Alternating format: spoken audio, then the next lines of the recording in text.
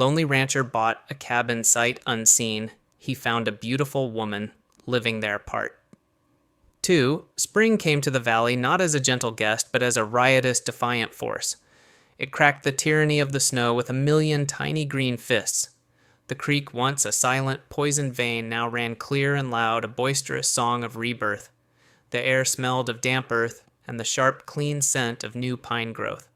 It was a season of resurrection, and in the heart of it, two souls were quietly, cautiously learning to live again. The cabin was no longer a prison. It was a home.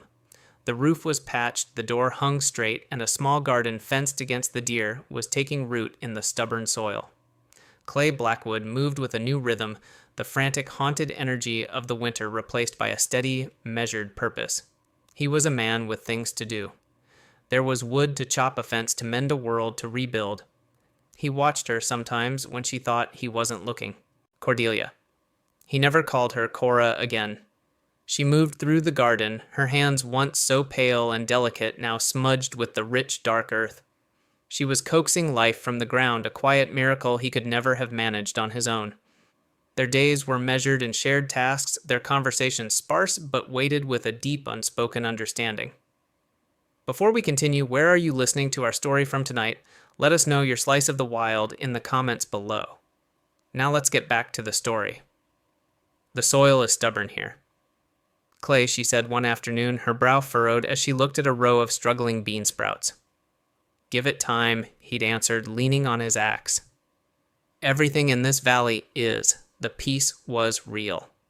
But beneath it, for Clay, a current of watchfulness never ceased. He had burned Bartlett's letter, had buried its terrible secret deep inside himself. But he knew. He knew the world was larger than this valley, and that a man like Julian Barrett, a man who hunted people, would not be deterred by a single failed bounty. Every shadow at the edge of the clearing, every strange bird call was a potential threat. He was no longer a recluse. He was a sentry. The day the stranger came, the air was warm and heavy with the scent of wildflowers. Clay was splitting logs, the familiar rhythm a comfort when the sound reached him, the steady, confident tread of a horse that was not his own. He looked up, his hand stilling on the axe handle.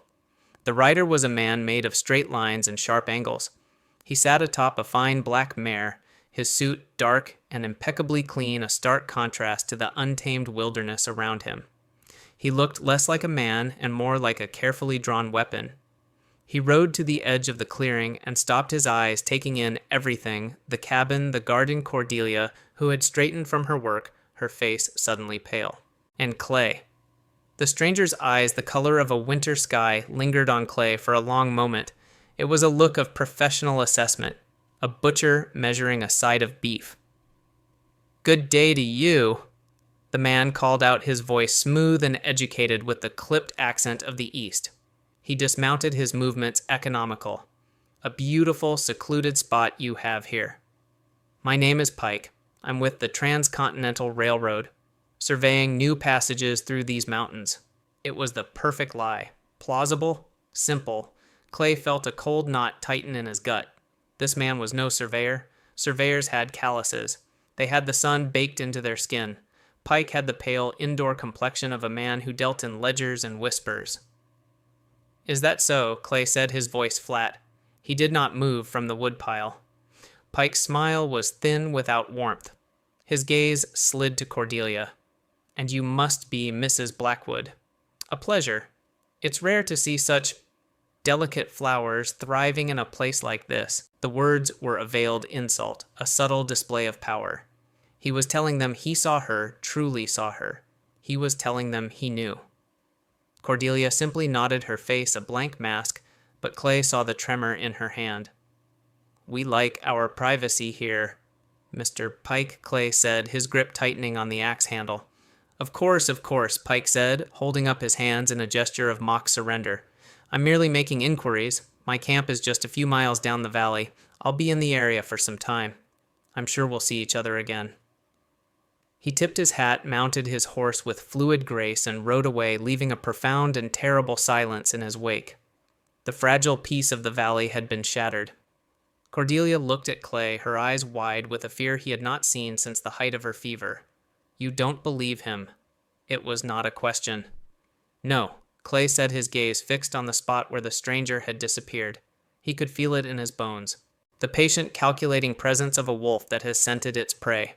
He had hoped the quiet would last. He had hoped the past would stay buried. He was a fool. He looked at the single disciplined curl of smoke rising from the stranger's distant camp. It was different from the desperate smoke that had once risen from this chimney. This was the patient smoke of a predator. The siege had begun. And this time, the enemy wouldn't announce itself with a shotgun's click, but with a polite, civilized, and utterly merciless smile. The valley was a paradise held hostage. Pike's distant campfire became a third celestial body in their sky, a malevolent star that did not set with the dawn. Its thin tendril of smoke was a constant, disciplined finger pointing at them, a sign that they were being watched, measured, and judged. The sanctuary had become a fishbowl. Clay felt the old instincts, the ones he had tried to bury, sharpened to a razor's edge. Every rustle of leaves was a footstep. Every shadow a lurking threat. He began to sleep in shifts again, the axe handle resting by his hand, his body a coiled spring of readiness. He was back at war, but this was a different kind of combat. It was a siege of the soul, a battle fought with silence and unsettling patience. He saw the toll it took on Cordelia. The easy rhythm she had found in her garden was gone, replaced by a frantic, nervous energy. She would start at the slightest sound, her eyes constantly darting to the ridgeline where Pike's camp was hidden. The ghost she had outrun for so long had finally caught up, and it wore a polite, civilized smile. Clay knew the time for secrets between them was over. A soldier cannot fight an enemy he does not understand. That evening, as the fire cast flickering, dancing light against the cabin walls, he decided to breach the last line of defense between them. He waited until she had finished cleaning their simple dinner plates. He stood by the window, looking out at the pinprick of Pike's fire in the vast darkness. "He's not here for the railroad, Cordelia," he said, his voice quiet, but leaving no room for evasion. "He's here for you. The peace is over. You have to tell me who you're running from." She stood frozen, her back to him. He could see the tension in her shoulders, the white of her knuckles as she gripped the edge of the table. He heard her take a single, ragged breath. When she turned to face him, the mask was gone. Her eyes were filled with a profound and terrible sadness. "My name," she began, her voice barely a whisper, "is Cordelia Elizabeth Barrett." Or it was meant to be. She told him everything. The story spilled out of her a torrent of quiet desperation. She spoke of her father, a Boston merchant who had traded her future for a business merger. She spoke of the man she was promised to, Julian Barrett. He was not just a man, she explained, but an institution, a titan of industry whose wealth was matched only by his cold, obsessive nature. He did not love her. He wished to own her, another beautiful acquisition to hang on his wall. "He collected things, Clay," she said, her voice trembling with the memory. "Art, artifacts, people. He told me once that I was his most prized piece. He said he would build a glass case for me if he could." She wrapped her arms around herself, a chill running through her that had nothing to do with the night air. "He wanted to control not just what I did, but what I thought, what I read, who I spoke to. I was suffocating. I was dying a little more each day. So she had run. With the help of a sympathetic maid, she had vanished into the night, with a small inheritance from her mother, traveling west under a new name, seeking a place so remote, so forgotten, that even a man like Julian Barrett could not find her. She had found this valley. She had found this cabin. For a time, she had found peace. Clay listened, his face an unreadable mask of stone, but inside a slow, hot fury was building. It was a familiar fury. He had seen men like Barrett his entire life on the battlefield and off. Men who believed their power or their station or their wealth gave them the right to own the world, to crush whatever stood in their way. He had fought them in a blue uniform, and now one of them had followed him to the one place he thought was safe. "You should go," Cordelia whispered, her story, finished, her face streaked with silent tears. "This isn't your fight. He will not stop. He will ruin you. He will kill you to get to me. You have your deed. You can make me leave and save yourself." Clay turned from the window and looked at her, truly looked at her. He saw not the frightened society girl she described, but the resilient woman who had faced him down with a shotgun, the healer who had tended to his wounds, the partner who had helped him rebuild a roof and plant a garden. "I burned the deed, Cordelia," he said quietly. Her head snapped up, her eyes wide with disbelief. "You... what? This isn't about a piece of paper," he said, taking a step toward her, closing the distance between their two worlds for good. "A man has a right to defend his home." He looked around the small warm cabin at the books, at the wildflowers in the tin cup, and then his eyes settled on her. "And the people in it. This is my fight now. It has been since the day I walked in." She looked at him, seeing not a haunted recluse, but a soldier who had found his post. He looked at her, seeing not a woman on the run, but his reason to stand his ground. Outside, the distant fire of their enemy burned on. But inside the cabin, the two of them, united by a shared purpose, began to plan their war. The siege was no longer a thing to be endured. It was a thing to be broken. The days that followed were a quiet, suffocating exercise in waiting. The valley held its breath. Pike's campfire smoke was a constant smudge on the horizon, a patient, unblinking eye. The war had entered a new phase, a battle of nerves fought across miles of silent wilderness. Clay fell back into the old rhythms of a man on watch. He taught Cordelia how to read the signs of the land, a broken twig, the flight pattern of a startled jay, the meaning of a footprint that was too clean, too deliberate. He was a soldier again, but this time he was not alone. His duty was not to a flag, but to the quiet woman who now knew how to distinguish the track of a deer from that of a man. Their fragile peace was a thing of the past. Now they shared a fragile alliance, their lives intertwined by a common unseen threat. But alliances like guns need ammunition. Their supplies were running low. Flour, salt, coffee, the simple things that made the cabin a home. The trip to Flatwood, the nearest town, could no longer be avoided. It was a calculated risk, a necessary exposure. "I'll go," Clay said, his voice leaving no room for argument. "You keep watch here. One of us needs to hold the fort." He saw the protest in her eyes, the fear of being left alone, but she nodded. She understood the cold logic of it. They could not both be caught in the same snare. The ride to Flatwood felt different. The mountains seemed to press in on him, the sky felt lower. He was leaving his sanctuary behind, venturing into enemy territory. When he rode down the town's dusty main street, the change was immediate and palpable. Men who had previously given him a curt nod now stared at the ground as he passed. The air, which had once been filled with the easy indifference of the frontier, was now thick with a cold, unspoken judgment. He pushed open the door to Henderson's Mercantile, the bell above the door sounding less like a welcome and more like an alarm. Henderson was behind the counter, polishing a glass jar with a furious, nervous energy. He did not look up. "Blackwood?" he grunted. Henderson Clay returned his voice even. He placed his list on the counter. "Need a few things." Henderson glanced at the list, then pushed it back across the counter. "Can't help you." Clay's eyes narrowed. "You're out of flour and salt, my ledger, my business."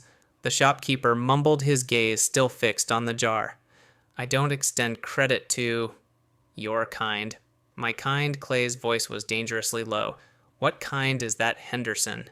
The man finally looked up, his face pale with a mixture of fear and resentment. "The kind that a man from the railroad has been asking about. A deserter," he said, "with a bounty on his head. We're God-fearing, law-abiding folk here, Blackwood. We don't want any trouble." So that was it. Pike's first move. He hadn't used a bullet. He had used a whisper. He had poisoned Clay's name, turning an entire town against him with a few well-placed lies. It was a more effective weapon than any gun. Clay turned to leave a cold, hard anger settling in his gut when a smooth voice cut through the tense silence of the store. Trouble, Mr. Blackwood Pike stood in the doorway, blocking the light, a polite smile on his face. He looked as if he had appeared out of thin air. A man's reputation is a fragile thing out here. One little crack, and it all falls apart. Clay walked past him out into the street. Pike followed. "Stay away from my valley," Clay said, his voice a low growl. "Your valley." Pike's smile widened. "I'm afraid you misunderstand the situation." He stepped closer, his voice dropping to a confidential, conspiratorial tone. "I know who she is, Blackwood. I know what she is. A runaway fiancé. The chosen bride of Mr. Julian Barrett, one of the wealthiest, most powerful men in Boston. He paused, letting the weight of the name settle. Mr. Barrett is a sentimental man. He wants his property returned, and he is prepared to be extraordinarily generous to the man who facilitates that return. Pike's eyes glinted. A fortune Blackwood, enough to buy 1,000 valleys, enough to start over anywhere in the world with a clean name and a heavy purse. All you have to do is give her up. She isn't worth dying for. Is she? The offer hung in the air, a venomous, glittering temptation. The easy way out. The end of the war. Clay looked at the man before him, at his clean suit, his polished shoes, his civilized smile that hid the soul of a predator. He thought of Cordelia, her hands in the dirt of her garden, the fierce, defiant light in her eyes. He thought of her whispered secrets in the firelight. He gave Pike his answer without saying a word. He simply turned his back on the man, on his offer, on his entire world, and swung himself up onto his horse. As he rode out of town, he knew the lines had been drawn. He saw the cabin in the distance, an hour later, a warm, solitary light glowing in the window. It was no longer just a sanctuary. It was an island, and he was its only defense. The man from Boston wasn't sending an army with guns to take it. He was sending a flood to drown them, one polite lie, one silver dollar at a time. The war wasn't for the valley. It was for his name, her freedom, and their right to simply exist. Clay returned to the valley as the sun was setting, painting the western sky in angry strokes of orange and red. He dismounted by the cabin, the weariness in his bones heavier than any physical exhaustion. It was the weariness of a man who had seen the enemy's battle plan and knew the war was far from over. Cordelia met him at the door, a question in her eyes. She saw the answer in the hard set of his jaw before he said a word. The air in the cabin, once filled with a fragile peace, now crackled with the cold static of reality. He told her everything. The cold shoulders in town. Henderson's fearful rejection. The rumor Pike had planted a poison that had turned the community against him. He told her of Pike's offer, the cold, calculated attempt to buy her freedom with a bag of silver, as if she were nothing more than a stray mare. He watched her face as he spoke, expecting to see fear or despair. He saw fire. She did not weep. She did not tremble. A dangerous, glacial calm settled over her features. She walked to the window and stared out at the distant, mocking campfire. Of course he did, she said, her voice a low, chilling whisper. That is Julian's way. He never breaks down a door if he can convince the world to lock it for him. He turns your neighbors against you, your friends the law itself. He makes you an island. Then he waits for the tide to rise. She turned from the window, her eyes blazing with an intelligence that was as sharp and deadly as any blade. We cannot wait for the tide, Clay. Hiding is a slow death. We have to fight him, not on his terms, on ours. In that moment, the last of the fragile Boston runaway vanished, and the woman she was born to be stood in her place. A strategist, an adversary. A new kind of hope, fierce and dangerous, began to kindle in Clay's chest. This was not a battle he had to fight alone. He has us surrounded, Clay stated, the old soldier in him assessing the terrain. His man is out there. He has the town. He has the law on his side. He thinks he has us surrounded, Cordelia countered, a ghost of a smile touching her lips. But he doesn't understand this place. He doesn't understand us. She moved to the small table, her energy transforming the room from a shelter into a war room. He has two fronts, Clay, the wilderness and the city, so we will fight him on two fronts. She looked at him. You know this land. You know how to survive here better than any city-bred Pinkerton. Clay felt a slow, grim smile of his own. Pike is a man who relies on his supply line. He sleeps in a warm tent and eats food from a can. He thinks this valley is just pretty scenery. I can make it his own personal hell. I can make him feel hunted. I can turn every shadow, every stone, every whisper of the wind against him. His plan was not to kill the man. It was to break him, to use the wilderness as a weapon of psychological warfare to isolate Pike and dismantle his confidence one piece at a time. Good, Cordelia said, a sharp nod of approval. You will fight him in the wild. And I, she said, her voice dropping, gaining a new cutting edge, will fight Julian in the city. Clay frowned. How we're trapped here. A letter can't fly out of this valley on its own. There is a man, she explained, her eyes alight with a cunning he had never seen before. A circuit priest, Father Michael. He passes through Flatwood once every month. My father once saved his parish from financial ruin. He is a good man, and he despises men like Julian Barrett. She looked at Clay, her plan laid bare. Julian's greatest weakness is his pride, his public reputation. He has rivals in Boston, men who would love nothing more than to see him fall. I will write a letter not as a plea for help, but as a carefully worded account of Julian's obsessive, unhinged pursuit of me, of his hiring of armed agents to terrorize innocent settlers. She would not be a victim. She would be a weapon. Her letter would be a bullet of ink and paper fired across 1,000 miles, aimed directly at the heart of Julian Barrett's empire. As dusk settled, a new purpose filled the small cabin. Cordelia sat at the table, a pen in her hand, her face a mask of intense concentration as she crafted the words that would ignite a firestorm in a world Clay had never seen.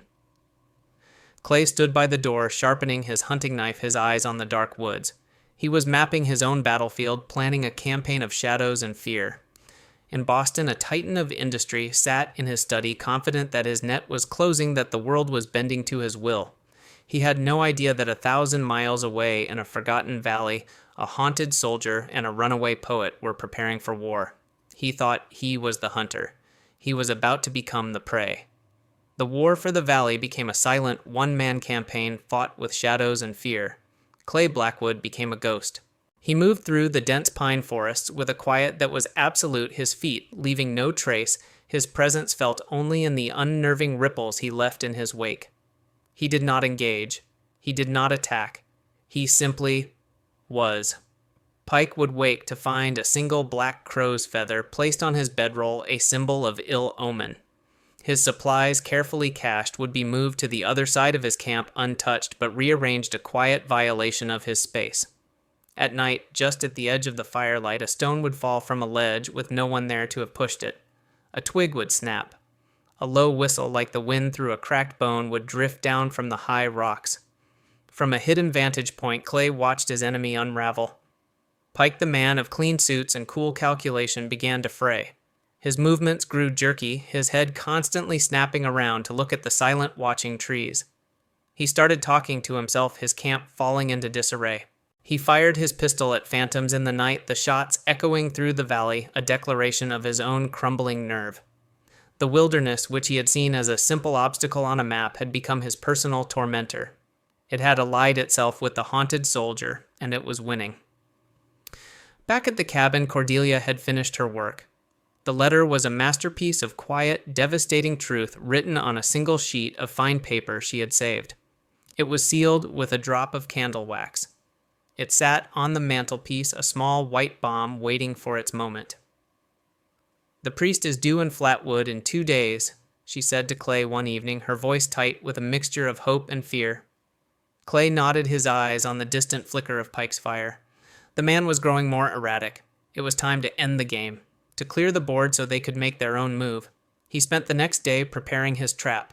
He chose a narrow, winding canyon choked with shale and scree, a place where a man on foot had every advantage over a man on horseback.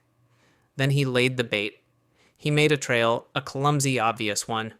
He broke branches, left deep, hurried footprints, even dropped a single spent cartridge casing from his Colt. It was the trail of a man fleeing in panic, a man who had lost his woodcraft. It was a trail designed to appeal to a predator's arrogance. It was a lie beautiful enough to be believed. As dawn broke the next day, Pike took the bait. Clay, hidden high on the canyon wall, watched as the Pinkerton rode in his horse, struggling on the loose rock, his face a mask of grim, desperate triumph. He thought he had his quarry cornered. He was wrong. Clay let him get to the deepest, most narrow part of the canyon. Then a single, sharp whistle cut through the air. Pike's horse, already unnerved by the terrain, shied violently. At the same moment, Clay sent a small avalanche of stones clattering down the slope just ahead of them. It was enough. The horse reared, throwing a surprised Pike from the saddle, and bolted back the way it came. Pike landed hard, the air driven from his lungs. He pushed himself up, his fine suit ruined, his face smeared with dirt. He drew his pistol, his eyes frantically scanning the cliffs above. "Show yourself, Blackwood." He screamed, his voice a raw, ragged thing. "Show yourself and face me like a man. You're a long way from the city." Pike Clay's voice answered, seeming to come from the rocks themselves. He was unseen everywhere at once. "There are no men here, just you." Pike spun, firing a wild shot at the sound of the voice. The bullet ricocheted off the canyon wall with a high, mournful whine. "You can't win," Pike yelled, a desperate tremor in his voice. "Barrett will send more. He will never stop." "Then he'll send more men to die." Clay's voice echoed back cold and calm. He appeared then not above, but behind Pike, stepping from a crevice in the rocks, his own Colt leveled and steady. "This is my land. You are the trespasser here." Pike froze, his face ashen. He was beaten. The hunter was caged. He made one last desperate move, trying to turn his gun, but Clay was faster. A single shot cracked the silence, not at Pike's chest, but at his hand. The pistol flew from numb fingers, landing in the dust. Clay walked forward and kicked it away. He stood over the defeated, whimpering man. He could kill him. The thought was a fleeting, ugly thing. But killing Pike wouldn't end the war. It would only escalate it. "Get up," Clay commanded. He gestured with his Colt down the canyon toward the vast, empty plains that led east. "Start walking. Tell Barrett you failed. Tell him this valley has teeth, and tell him that if he sends anyone else, they won't be walking home." He watched until Pike was a small stumbling speck, a broken man swallowed by the sheer indifferent scale of the mountains. He had won the battle for the valley. He stood alone, the scent of pine sharp in the air, a profound quiet settling around him. Now everything depended on a priest of prayer and a single piece of paper making its way across a continent. The weeks that followed Pike's departure were the quietest Clay had ever known. It was not the dead, empty silence he had once sought, but a living, breathing quiet full of the hum of bees and the rustle of new leaves. The valley exhaled, and for the first time Clay and Cordelia breathed in unison with it. The fear was not gone, but it had retreated, a distant shadow on the horizon. The letter was out in the world, a message in a bottle thrown into a vast, merciless ocean. All they could do was wait. They fell into a rhythm that was no longer born of necessity, but of companionship. He taught her how to sight his Colt not as a weapon of aggression, but as an extension of her will, a tool to protect the life she was building. Her hand was steady, her eye true. In the evenings, she would read to him from her book of Keats, her voice weaving tales of nightingales and Grecian urns into the rugged fabric of the Montana night. He watched the firelight dance on her face, listening to words he did not always understand, but whose beauty he now felt in his bones. The walls of his fortress, the one he had so carefully built of loss and silence, were finally irrevocably gone. He was undefended, and he was not afraid. "Do you think he ever saw mountains like these?" she asked one night, looking up from the page. Clay looked out the open door at the silver-peaked sentinels guarding their valley. "A man who can write like that," he said softly, "sees mountains everywhere, Cordelia, even in a flat field." The day Father Michael returned the valley was drenched in the gold of late afternoon sun. He rode not with the urgency of a messenger, but with the weary peace of a man who has seen too much of the world. He carried a small, heavy package wrapped in brown paper. "This came for me and Helena," the priest said, his kind eyes moving between Clay and Cordelia, a silent understanding passing between them. "It is addressed to you, or rather to a friend in the mountains." Inside was not a letter, but a copy of the Boston Daily Herald, weeks old.